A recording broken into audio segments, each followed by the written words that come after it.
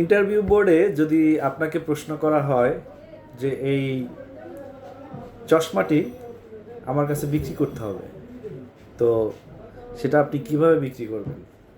অথবা ধরেন যদি আপনাকে প্রশ্ন করা হলো যে টার্গেট পূরণ করতে না পারলে আপনি কি করবেন, ঠিক তখনই মাথা ঘুরে যায়, তাই না?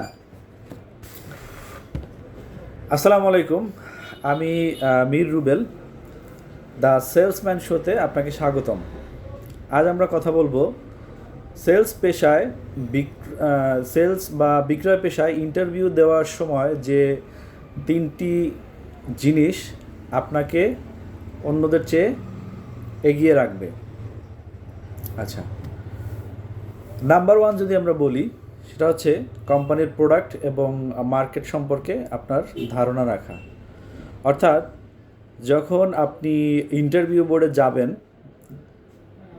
তো আপনি যেই কোম্পানিতে বা যেই প্রতিষ্ঠানেতে ইন্টারভিউ দিতে যাচ্ছেন, ওই কোম্পানির প্রোডাক্ট সম্পর্কে আপনাকে ধারণা নিতে হবে, আইডিয়া নিতে হবে প্রোডাক্ট সম্পর্কে, প্রোডাক্টের ডিস্ট্রিবিউশন সম্পর্কে, হ্যাঁ, এবং ওই প্রোডাক্টের যে প্রতিযোগী কোম্পানিগুলো আছে, ওই প্রতিযোগী কোম্পানিগুলো কী কী প্রোডাক্ট সাপ্লাই দেয় মার্কেটে, এই বিষয়ে আপনাকে একটা হোমওয়ার্ক করে নিতে হবে। অর্থাৎ আপনি ফেসবুক, ইউটিউব অথবা গুগল থেকে বিষয়গুলো জেনে নিতে পারবেন।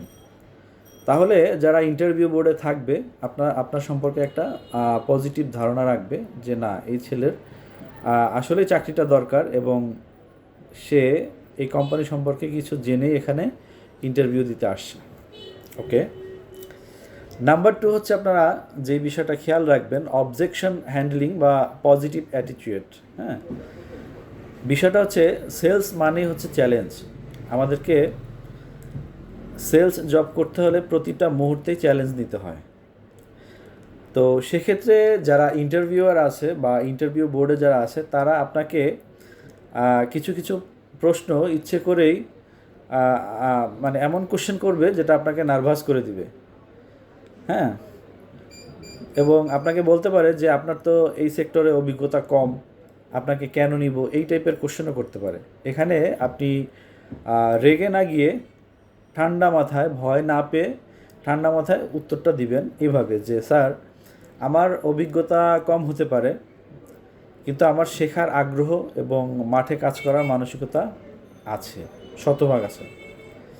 তো এরকম একটা পজিটিভ অ্যাটিটিউড বা পজিটিভ আচরণ যদি আপনি ওখানে উপস্থাপন করতে পারেন, তাহলে আপনার চাকরি হওয়ার সম্ভাবনাটা অনেক গুণে বেড়ে যাবে।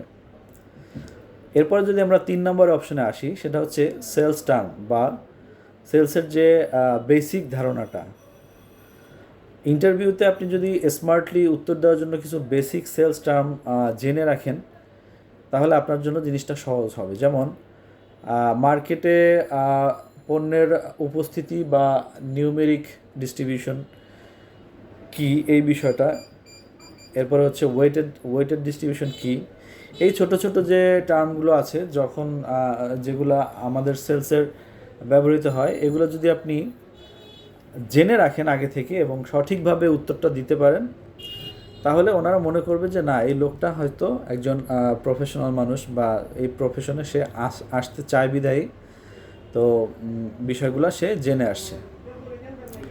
এই হচ্ছে 3টা বিষয়। তো মনে রাখবেন যে ইন্টারভিউতে আপনার সার্টিফিকেটের চেয়ে আপনার আত্মবিশ্বাস এবং কথা বলার দক্ষতা, এই 2টা জিনিস বেশি যাচাই করা হয় মানে সেলস জবে।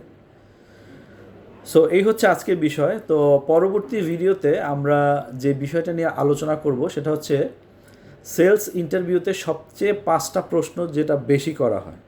কোন কোন 5টা প্রশ্ন সেলসের ইন্টারভিউতে বেশি করা হয়, এই বিষয়টা নিয়ে আলোচনা করব।